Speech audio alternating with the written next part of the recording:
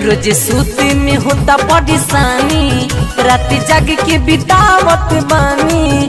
छोड़ी घरवा के ओढ़ना बिछावना, चल भुइये सुतय राजा जाने। रोज सूते में होता परेशानी, रात जाग के बितावत बानी। छोड़ी घरवा के ओढ़ना बिछावना, चल भुइये सुतय राजा जानी। हंसी पड़ोसी सब जाग जाला, जब लागे तू हरी कंप करी, हरी कंप करी, हरी कंप करी। पापा डनल के पापा डनल के दिहले पलंग पलंग यहाँ जंप करी। पापा डनल के दिहले पलंग पलंग यहाँ जंप करे।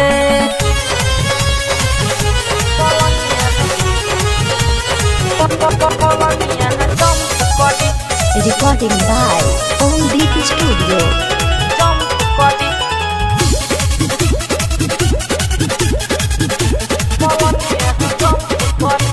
सुतल चाही जब सुते न देला, आवे न तोहरा उंघाई। दर्द से मरतानी मरद छोड़, दोन कमरिया दबाई, दोन कमरिया दबाई।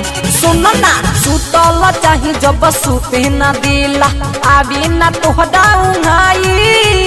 दर्द से मरतानी मरद छोड़, दोन कमरिया दबाई। ऊपरे से दिहल पटक ह झटका लागल बा भूकंप तरे, भूकंप तरे, भूकंप तरे। पापा डनल के दिहले पलंग पलंग यहाँ जंप करे। पापा डनल के दिहले पलंग पलंग यहाँ जंप करे।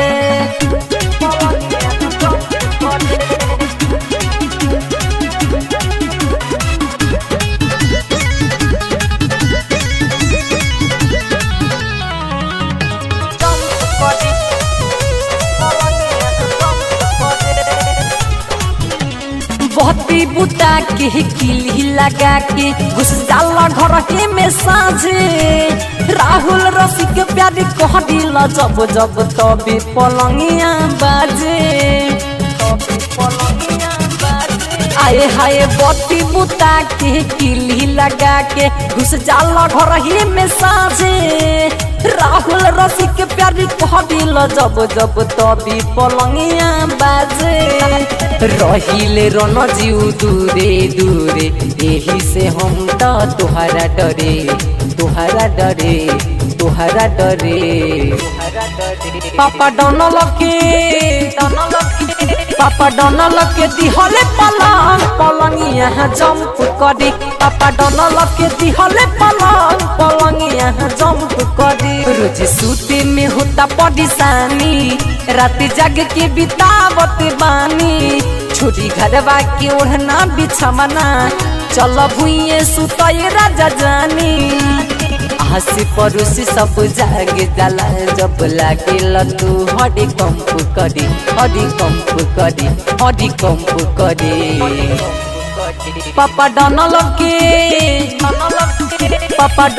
के दिहले पलंग पलंग यहाँ जंप करी। पापा डनल के दिहले पलंग पलंग यहाँ जंप करे। Recording by Om Deep Studio.